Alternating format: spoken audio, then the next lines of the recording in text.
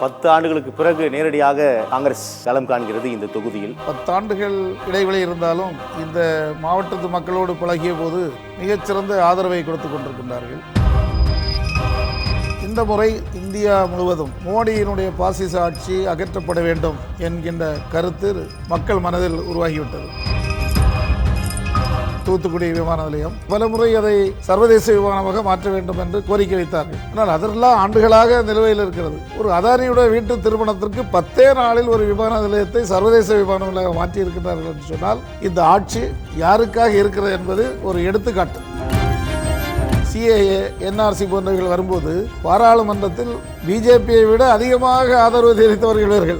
அதற்கு ஆதரவாக வாக்களித்தார்கள். வாக்களித்துவிட்டு இப்போது அதை நாங்கள் எதிர்க்கிறோம் என்று சொன்னால் எந்த வகையில் நியாயம்? மக்கள் எப்படி ஏற்றுக்கொள்வார்கள்?